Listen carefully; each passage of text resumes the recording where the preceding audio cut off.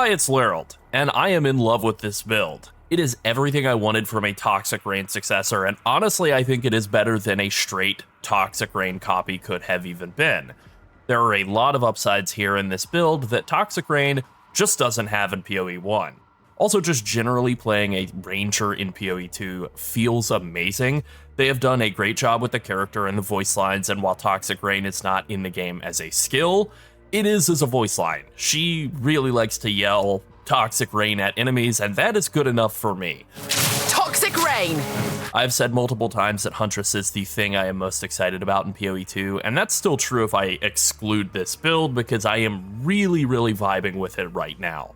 After having spent the last week and a half or so playing Melee, ranged is still better in ARPGs. That is just the way of the world. It is the reason that Stormweaver and Deadeye are kind of the current meta builds. I love Monk. I really enjoyed that build. It is fun. It's great. But this is why range builds are so much more popular. I did the first Sekima Ascendancy trial with absolutely no issues. I took 2 hits the entire run, and they were both from kind of weirdly telegraphed snake men. It was pretty close to just being a no-hit. The second and third Ascendancies were also an absolute walk in the park. I one-shot both of them. I think I only died 3 or 4 times during the entire campaign. One of them, I just stood in Shaman Ra's, I don't remember, like frontal cone or something on the second boss. I was like, oh, well, there's my first death. Cool. Act 1 took around 2 hours, maybe less. Even as I was screwing around with some skills and still kind of planning out the character, it just really flew through the campaign after really like kind of sweatily grinding it out on Monk. The ability to shoot arrows while moving is such a massive improvement for Rangers. I really think it will be difficult to play PoE 1 again next league. At least it'll be difficult to adjust. It'll be pretty fun to play PoE 1. The end game is actually very fully developed in that game, more so than in PoE 2. So in terms of upside, this build has great damage scaling. It's pretty tanky. It's really simple to play. You just run around and right-click things once or twice, and they're all dead. You have a lot of time left over to dodge and press other buff skills if you want on larger enemies like bosses, but mostly it's a one-button playstyle that's extremely relaxed. Playing a monk was, like I said, very sweaty. This is the exact opposite. This is sweat-free. I did initially think about playing a Lightning Arrow Deadeye because that build is also extremely strong, but it is more sweaty. Like a monk, you have to constantly attack, and it's also extremely popular. I feel like it's very well known. What am I going to do? Show up and tell everybody for the millionth time how to play a build they already know? Not very interesting. And also the gear for it's very expensive, and while there is some overlap between this build and that build, mainly in some of the mods you'll want on your bow, there's also a lot of gear for this build that is extremely cheap. We're also making use of some really fun weapon swapping techniques in this build to get much stronger curses and fix some mana and stats, and figuring all of that out made me feel very smart. I'm very proud of myself right now. All right, let's go ahead and get into it, but first, like and subscribe. All right, so I have made a max roll PoE planner, build planner, and I'm gonna kind of use that to help myself stay on track and not like move too quickly and be hard to follow. Also, it'll be something that you can just very quickly open and read. I like to open and read things. I find that easier to follow as well, so kind of good for everybody. Okay, Gas Arrow. Gas Arrow is our main damage skill. I am using it as a 6-link, although not all of these are oriented for damage at all. You could definitely put Inspiration as one of these if you're having any mana issues, although I think generally any kind of mana issues are probably just going to be from overshooting, because the way the Gas Arrow works is it shoots out some arrows, and then they release these poisonous clouds, and the poisonous clouds do exactly that. They poison, and they don't seem to have to like pass any kind of poison on hit check. You don't need any poison on hit at all on your gear. I have played around with some maps that have the like ailment thresholds or higher debuff, which would normally be very bad for poison builds, and I was still just instantly poisoning everything all the time. So I think this is just guaranteed to poison with every single tick. As it says in this description here, Poison Cloud does not hit, but poisons enemies as though hitting them, and then it gains more area per second that it's active, up to a maximum of 200% more area. So you can see, it's pretty large. It covers a pretty large area, and by having additional arrow from our bow, and then some extra arrows from Scattershot, we're able to get 4 clouds under enemies at once. And so all of those are ticking very quickly and stacking up all of our poisons, which with the gear and setup that I currently have, I have a max stack of 10 poisons. So one shot is capable of doing that in a single shot. You fire out one shot and enemies are instantly at 10 poisons, taking max damage from the start. So because it's a poison build, we want to run comorbidity. This means our poisons won't last as long, but we're able to get more of them. This is super important for maxing our damage. We also want to run deadly poison. This means less damage with our hits, but more poison. Again, this is fine. Poison in PoE 2 is very different from poison in PoE 1. You do actually get more poison damage by scaling the initial hit damage, so that's really important for basically everything we're doing with the build. We want to scale up our initial hit damage. We want to have a very hard hitting weapon. We want to scale our hit damage through the passive tree, and then also through the rest of our supports with things like Heft, which gives us more max fizz damage, which directly ties into the amount of damage that we do with all of our poisons. Then we also want to use Scattershot, and this is a bit of a controversial one, where I think long-term, if you get a dual string bow that has +2 arrows, that'll give you 4 arrows per shot, and so you wouldn't need to use Scattershot. But right now, what Scattershot is doing is it's massively raising the floor, so that instead of having to shoot multiple shots out to get 4 arrows, 4 gas clouds under a pack of enemies, and get up to max stacks very quickly, I'm able to just shoot one shot. The downside is that you do 20% less damage, and you also have 20% less attack speed. The attack speed's not necessarily as big of a problem, kind of helps with not spending as much mana as quickly, but it is slower, feels slower. But the less damage is obviously a downside. So I think, once you reach that kind of in-game gear where you're not just using like a leveling bow that you put together in Act 2, and you are actually using a proper dual string bow with +2 arrows, and you're getting 4 arrows per shot without Scattershot, that is when you would then want to drop this for something else. And then for my final link here, I'm using mobility support just so that I can move more quickly while I'm running around and shooting. There are definitely some alternatives, some of which I have socketed into my just basic bow shot here, which I'm never using. And those would be like close combat support. You can use that. And then if you're up in melee range fighting people, you just get 25% more damage. Pretty good. You could also do the exact opposite, run long shot, and then get 35% more damage on enemies that you're shooting from far away. And I guess you could run Culling Strike. I think that seems pretty bad. I'd rather run like mobility. There are some other options as well. You could maybe run like a increased AoE or something. You could take that from, I think I have that on Wind Dancer right now, magnified effect. And as I could like actually show that off, there is actually a pretty significant difference if I shoot on my map device here, just show off the sides of the clouds with the more AoE. It's actually pretty huge. Like, I mean, it's really huge. And then if I take that off, shoot my map device a couple times again, you can see definitely a smaller cloud. Still pretty big either way though. And so that's our main damage link. I ran this as, I think, a 4 link for most of the campaign. I upgraded to a 5 link and switched over to Scattershot after a bit. I like Scattershot right now. Kind of what it does is it lowers the ceiling of damage by 20%, but it basically triples the floor of damage. So it kind of makes it so that the window of damage, the top and bottom end of damage, is a lot closer, and that's really good for the campaign. Eventually, you're going to want to drop this out so that the ceiling goes up by another 20%, but that is something that you'll want like at the highest levels of gearing on the character. We don't get that until level 22, so for the first act and a half, I did level with Lightning Arrow. I have a little breakdown for that here. I just hooked up Lightning Infusion and Martial Tempo for that for Act 1. I don't know that I actually use Scattershot, but you can. Similarly, I hooked up Freezing Salvo. I think you get access to that in Act 1 as well. And this is kind of a funky little skill. I think I have it still set aside here. Oh, I do. Wonderful. So I'll just kind of hook this up and show it off. So the way that Freezing Salvo works, because Lightning Arrow is very straightforward. You right-click, stuff with it, and it dies. Freezing Salvo, on the other hand, is a little bit different. It kind of charges up arrows or missiles over time. If I just kind of show it off here, you can see this number is filling up. And if you put Hourglass support into it, it'll do 40% more damage, but then it adds a big cooldown. But that's actually perfect. Those kind of line up very nicely with each other. So then you can add in Cold Infusion, so you get extra damage as cold, and you could put like Primal Armament for extra damage on it, and just turn it into this really big offensive cooldown where you'll be kind of running around killing stuff with Lightning Arrow, or even later on with Gas Arrow from Act 2 onward, and then whenever you see a rare or whatever, you just tap them with the... I can never remember the name, Freezing Salvo, and it'll do a bunch of damage, it'll freeze them, and just a very simple skill to have as kind of a second option. All right, editing Larold here. I got into the editing and I realized there was kind of one little bit of the like Act 1 setup that I actually ran a little differently from how I'd kind of pathed it out or mathed it out in the build planner, and that is a lightning rod. I actually hooked that up to scattershot. I now recall in looking at some of my old footage, I didn't have that hooked up to the lightning arrow at all. Just had lightning arrow with like lightning infusion and martial tempo, and then scattershot on lightning rod. And so for rares, bosses, whatever, when I'm not hitting them with freezing salvo, you know, in between those cooldowns, I'm either putting a bunch of lightning rods on them so they'll do more damage, or hitting them with lightning arrow to trigger all the damage from those lightning rods. Very satisfying playstyle. I think that's basically the in-game playstyle for a standard lightning arrow Deadeye, but not something I necessarily wanted to do for like 200 hours, just pretty good for Act 1, Act 2, first half of that anyway.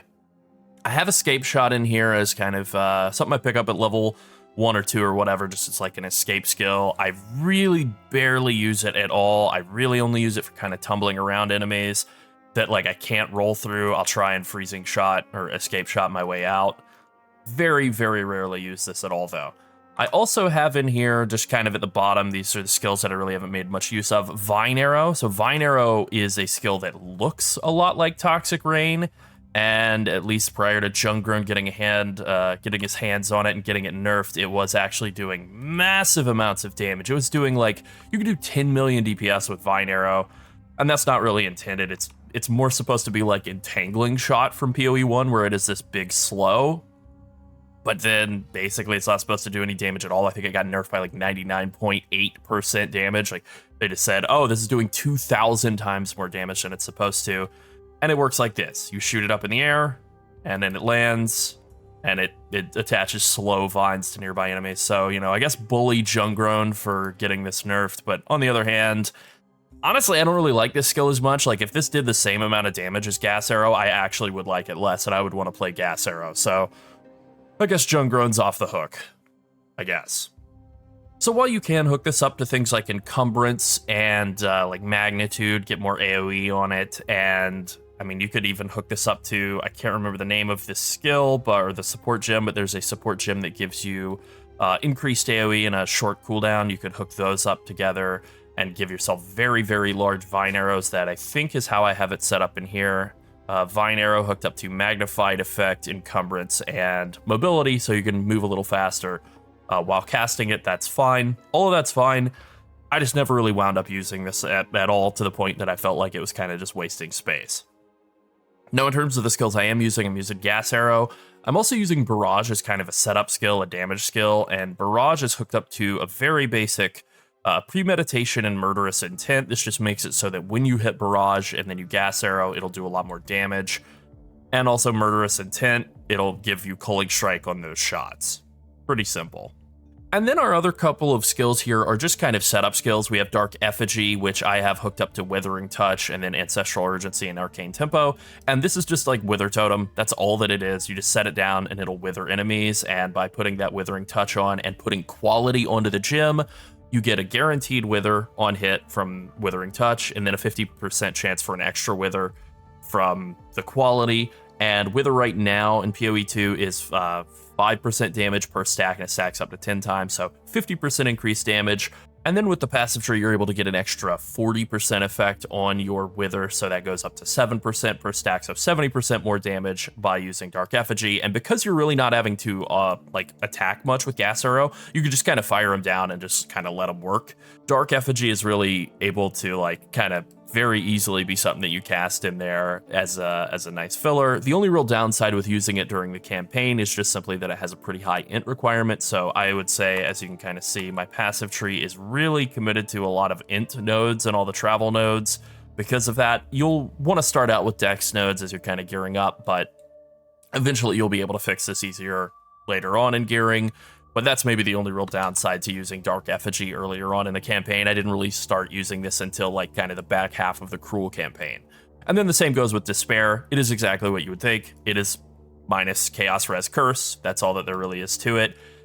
I do have Focus Curse, Heightened Curse, and Inspiration on it because the mana cost of curses is very, very high. So 40% less mana cost, but then just the basic curse support's pretty simple stuff.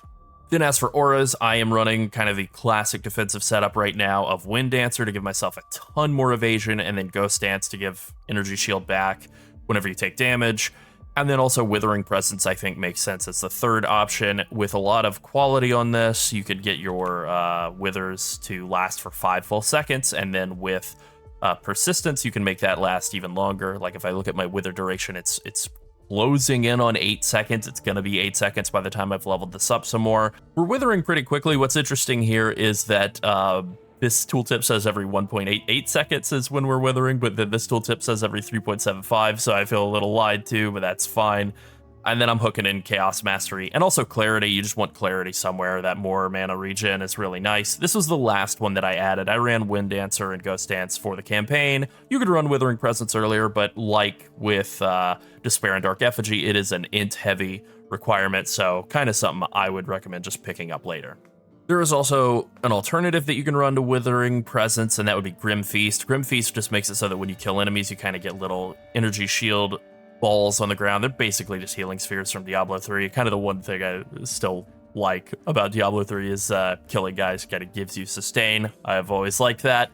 And that's essentially what this does. It just applies to your energy shield, and you can overcharge your energy shield. So if you have a decent amount of energy shield on your character, I really don't. I have like 400. It's just a defensive option that you can run instead of Withering Presence, but I would rather have the damage, kind of consistent damage all the time. I think out of Withering Presence is better. All right, now let's talk about the passive tree, and I have put together a passive tree in the max roll planner here, and I'll just kind of start by looking at it in game as well, since I'm not like, what is this, a level 92 passive tree? I'm not quite there yet. I think I'm like 74, 73, yeah. So I started out by coming out this way through Honed Instincts and Clean Shot, and then I doubled back and took Cat-like Agility and Blur. I really wanted move speed, but at the same time, you are going to be leveling with Lightning Arrow. Even if you're not, even if you choose to level with Poison Burst Arrow, which I don't really like it. Projectile damage is a really great way to scale your damage early on. You get like 50% increased damage basically coming out this way, or more than that even, like quite a lot more. You get like whatever this is, 90% increased damage coming out this way, so just really good to come out this way at the start. And then kind of double back to Blur to get a bit of move speed, get more evasion rating. A lot of evasion rating, actually. And getting an evasion rating after you dodged is an interesting situational mechanic that's actually really, really good. Like in my current evasion rating, if I've just dodged, I'm at like 21k. I'm at an insane amount of evade chance, which obviously that is going to go down as soon as I am able to get literally one more level and spec into acrobatics, but I just can't afford it at the moment. I have played around with it. It's very good. Kind of jumping ahead in my notes here. It makes it so that you can evade everything. Like normally you can only evade like attacks and like direct damage hits, but this makes it so you can evade AoEs, cleaves, slams. Those are all the same thing. Yeah, it makes you able to evade those, but then comes with this big evasion penalty, which is okay because we have so much evasion that we're way over diminishing returns. And I think with acrobatics, we would still go down to like 70-something% chance to evade, which is amazing. Now, in terms of kind of continuing the build, I came down and took Escape Velocity for more move speed. I believe I took Catalysis for a bit of extra damage, and then I also took this wheel here just to get this move speed and Maiming Strike. I kind of took this as sort of my leveling start out, and then once I made it to Act 2 and I was ready to swap over to Gas Arrow, I spec'd out of all of this, and I came down and took like I took Lasting Toxins and Stacking Toxins, so you'd get more poisons up and they would last longer, do a lot more damage. And then I came down and took like Fast Acting Toxins and Wasting. These are really good. Freedom of Movement's also really good. And another evasion rating if you've dodge rolled recently modifier, which is great.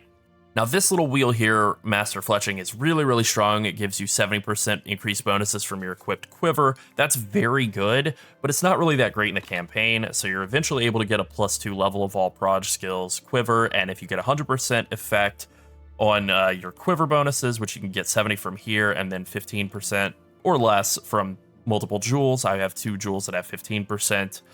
But you could get just 3 jewels that have 10. That's a much cheaper version of doing that. I think my other one's over here.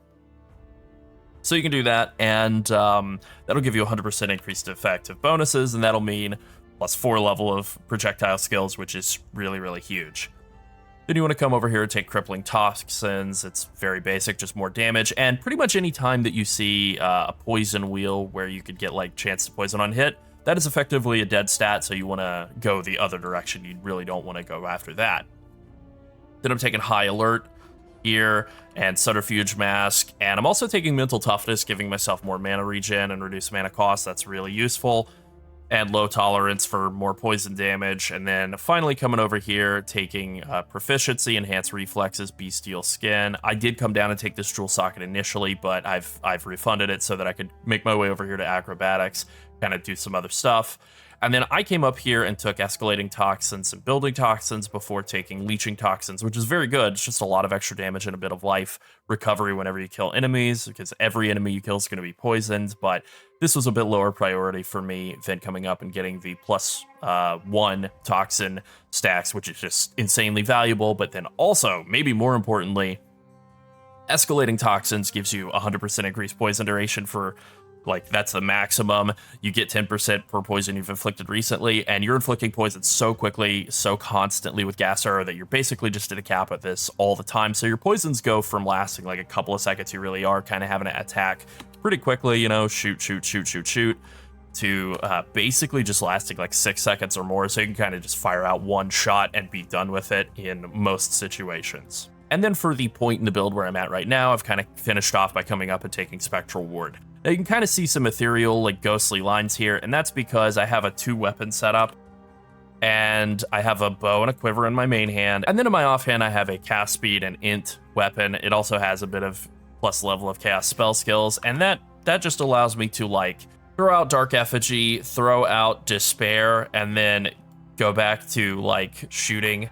Now, right now, I definitely need to get a little bit more dex on my gear. I think when I swap skills, I think it's unequipping my body armor, so that's definitely something that's a concern. I think I'm short by just like a couple of dex. It's then causing some other issues to occur, so definitely still in the process of fixing that. I think the best place to get that will probably just be like one of my rings or something, just get a bunch more dex. My rings are really not very good, so that would be an easy fix. But what's interesting about this whole situation is that you can have skills that you don't have enough int to cast, things like Dark Effigy and Despair. You don't have enough int to cast when your bow is equipped, but if you have int on your offhand, if you have int on your staff, then you'll be able to cast them. You just have to go into the weapon skill swap setup and just set it up so that those skills are only used with that second weapon set, and then they will still work. Additionally, we are able to set up some other things for like better mana regen, better mana costs on those skills by using that second weapon set and hooking in some things like mana regen while on low mana, coming up here and taking conservative casting in the 2 reduce mana costs of skills nodes along the way.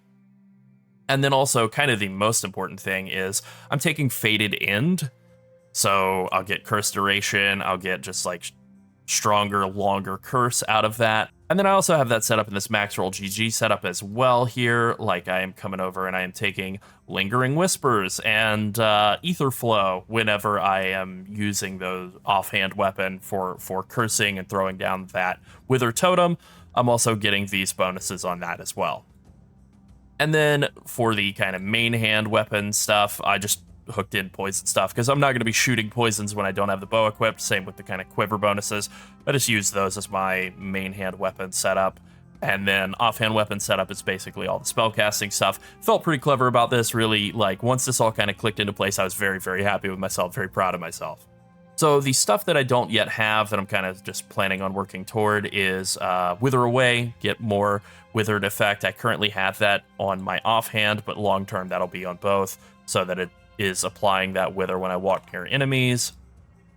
And then finally Preservation, and I think I'll take Ingenuity while I'm up here just for a bit more int, and then I might also take like Patient Barrier for more max energy shield. And then I think that pretty much fills out the whole skill tree. I'd like to take Lingering Horror, but it's just too far, too many points, and there's not really anything I want to give up along the way in order to get it. But, you know, maybe I'd figure something out, but I don't really think so. All right, now let's move on to the Ascendancy. So the first Ascendancy node I took was Traveler's Wisdom. It gives you 6 passive skill points along with the small passive. That's just a really, really, really strong bonus, especially early on in the campaign. The second Ascendancy, I actually spec'd out of that, which was kind of annoying. Maybe you don't want to go that way, and I came up and took Overwhelming Toxicity, and this is really why the damage scaling is so good. It doubles the number of poisons you can have. It does mean less poison duration, but that doesn't actually mean less damage. This is actually just a double damage mod. It just means you have to find other sources of poison duration to compensate, so you're not having to sit there and just like, you know, pew, pew, pew, pew, pew. And this is kind of why most of the other poison skills, things like Poison Burst, Arrow just really aren't very good, because for those you do have to be pretty grimy. You have to just sit there and shoot and shoot and shoot, whereas Gas Arrow is just sitting and pulsing poison constantly. And so that really fixes all of the less poison duration downside. So I had initially kind of poo-pooed this tree when I first saw it. I saw this less poison duration. I thought, well, that's 70% or 35% less damage. So you double the damage, but then you take 35% away. Not really the case at all. You really are just getting double damage. It's pretty great. So then this makes all of the sources of +1 poison be twice as effective. So you get 1 from your support gem, you get 2 from your skill tree, and you get 1 from your gloves for a total of 5 poisons. And then that's doubled, so 10. So just a massive increase in damage across the board. The small passive along the way, your most damaging poison spreads to nearby enemies. Feels completely worthless. I would love for these to be swapped around, or just simply for this to kind of get some sort of rework. This seems like it'll be very good when shadow skills are in the game and you can do like a melee poison where you're single target stabbing really, really hard, and then that's spreading around. But in the current state of Gas Arrow, this doesn't do anything at all. Kind of a big bummer. Really the only real problem that I have with the tree, though. Then the final passive, I did play around with this a little bit instead of Traveler's Wisdom as my third Ascendancy. Running Assault, it's pretty basic. It lets you move faster while you're shooting. I am effectively simulating the feeling of having that by using mobility support in my final gem slot here. If I take it out and run around and shoot, you can definitely see I move a lot slower. That is exacerbated a bit by having Scattershot. Like if I take Scattershot out and run around with mobility support, you can definitely see like you're able to move and shoot pretty quickly. Feels pretty good. So I actually like this a lot. I would love to come up and take Relentless Pursuit and just be completely slow immune. That actually sounds like it would be pretty great, but Contagious Contamination, not really doing anything. I did play around with Poisonous Concoction, and it's kind of a big one-hit thing. It's very much a skill that you want to build around, and it really just doesn't fit into this build at all. Similarly, I don't really think Enduring Elixirs is particularly great. I don't think Connected Chemistry is particularly great. I think there's a lot of flask stuff in the tree, things like Potent Concoctions and Lasting Concoctions and some of these other mods around here.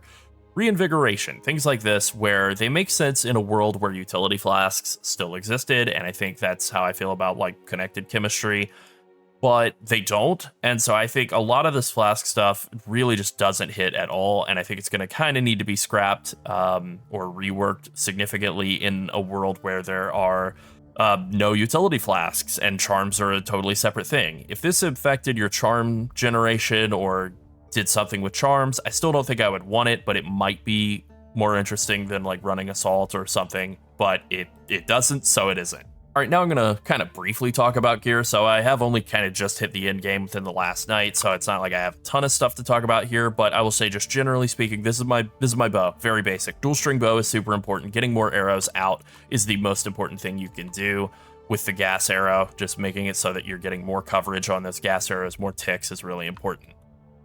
I do have this bow set up here as my next option. Need to level up a few more times in order to unlock it, but it is basically just a fizz damage prefix bow with bow attacks, fire, an extra arrow, and that's really what you're looking for. Ideally, your kind of optimal bow is going to be like 500 DPS and bow attacks, fire 2 additional arrows, and that's probably going to cost like a couple, I don't know, 100 divines.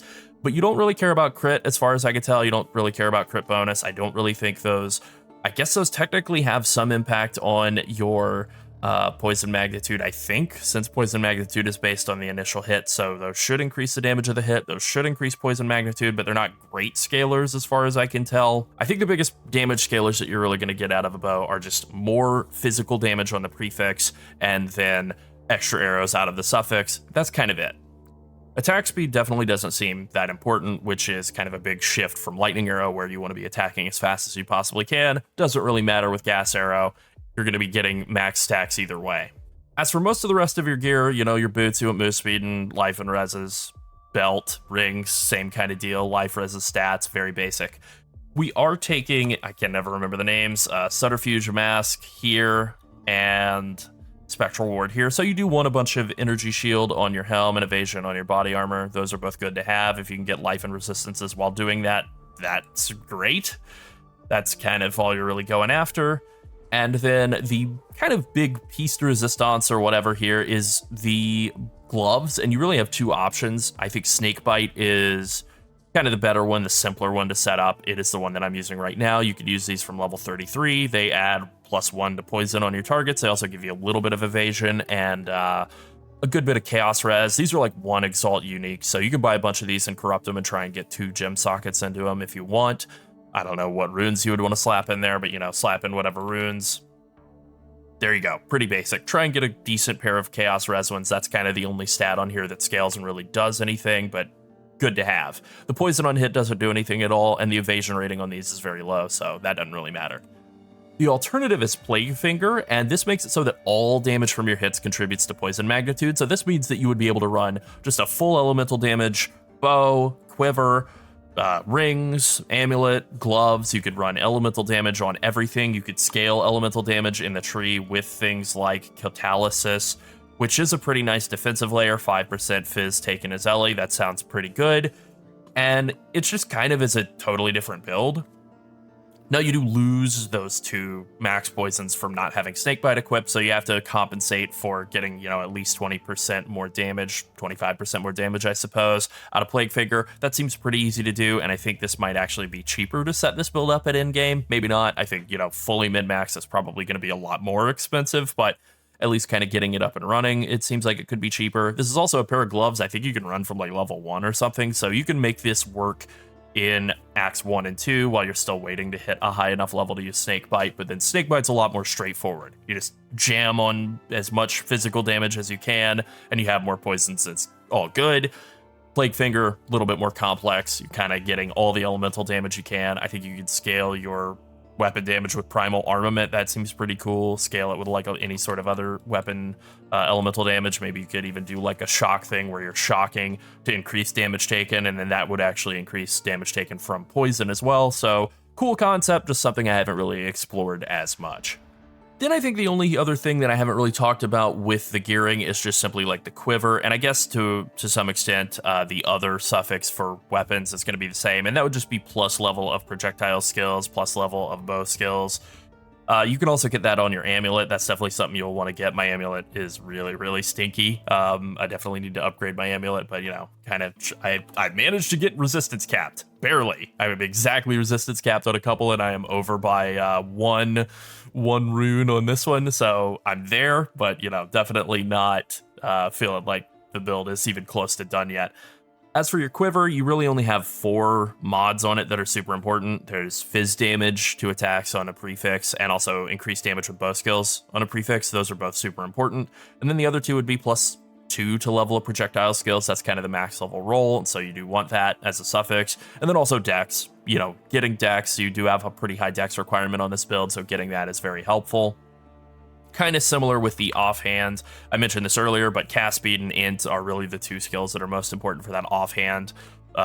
Spell casting bow for cursing and throwing down your Dark Effigy Wither Totem. Getting plus levels chaos spell skills is also a fine bonus. You could get mana regen or something there instead as well. That could also work. And that's pretty much it for gear. Freezing Charm, think that's it. I had one other thing I wanted to add in here, because I know this is going to be like the most commonly asked question. What about doing some sort of fire explodey thing with the gas arrow, the gas clouds, blowing them up? And that is just a completely different build. It is as different as, like, I don't know, hamburgers and pizza. They're just 2 totally different things. It scales completely differently. And actually, fire mobs are pretty annoying. They do blow up the gas clouds, which means you are actually having to kind of be grimy and sit there and spam your arrow on enemies over and over again to maintain poisons. You're still able to poison them and kill them, but they are definitely the most annoying type of thing that you interact with. So I played around with that playstyle a bit, and I would say even if the damage was competitive, I really did not like the playstyle of doing kind of gas arrow down and then a big combo finisher with the fire arrow. If you're doing something a bit more cheesy where you're setting down some sort of flame wall and then shooting gas arrows into it, maybe that's more interesting, but that's something that GGG has kind of been nerfing and trying to crack down on. So I don't really think that playstyle is anything, at least to me, it doesn't seem like anything fun at all. All right, so I already kind of mentioned leveling. I did use Lightning Arrow for Act 1. I then used Freezing Salvo for Acts like 1 through 3 to 5. I think I used this for a while. I ultimately kind of felt that as I was progressing the character, and then once I really got to where I could equip Dark Effigy and Despair, I felt like it had totally fallen off, but it was really useful for quite a while, especially like first boss. I really, really liked having Freezing Salvo, and then Lightning Arrow. It's Lightning Arrow. You right-click stuff and it shoots them, and that's pretty much all there is to it. I did also play around with Lightning Rod in Act 1, kind of throwing down lightning rods on enemies and then shooting them with Lightning Arrow. You know, that was a fine combo, nothing bad about that. Definitely something you can do as well.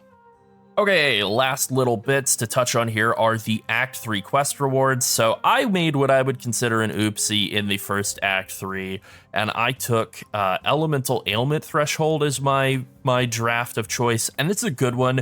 But you could also take the mana regen one. I believe that's the third option. I know the first one is increased stun threshold. I like that. It is very annoying to be stunned, but I think elemental ailments are more annoying. You know, freeze, ignite, shock. But boy, I sure would like that extra mana regen. I'm not really having any mana problems, but I am kind of playing like a little bit smart with it. And then I am also kind of putting my curse setup into having reduced mana cost and like more mana regen and stuff out of these nodes. So I was playing around with a neck that had like 30% mana regen on it, and I never had any mana problems at all when I had that going, and also had clarity on one of my auras. So I think that's basically the difference there. Probably the only real mistake I made in the build, I think, I hope.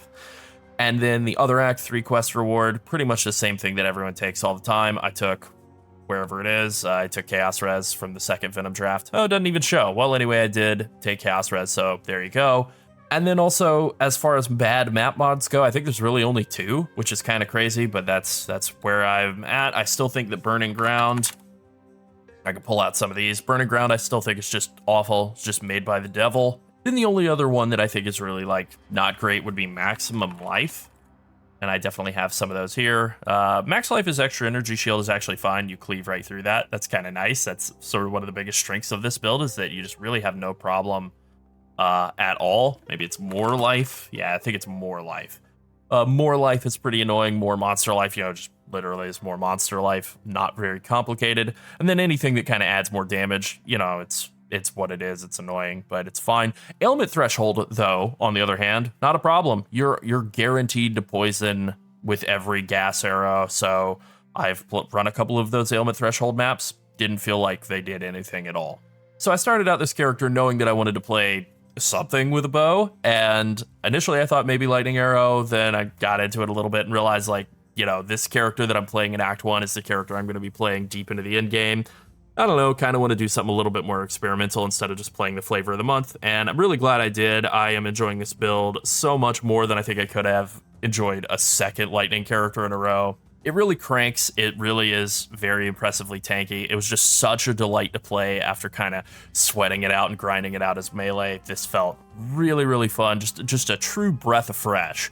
So I'm really enjoying it. I cannot recommend it highly enough. I think it is absolutely satisfying everything I wanted out of a Toxic Rain Pathfinder in PoE 2, and this character feels better than Toxic Rain Pathfinder in PoE 1 ever did. Everything about this has been a positive experience. I'll definitely continue to work on this character and kind of offer updates as it goes along, but I felt like this was a guide for going from I can't even decide what I'm going to play, I'm on the character screen, whatever, to making it to maps and pushing your way into endgame. Felt like this was kind of my goal with this video, and I think it's been achieved. All right, that's it. Thanks for watching. Bye.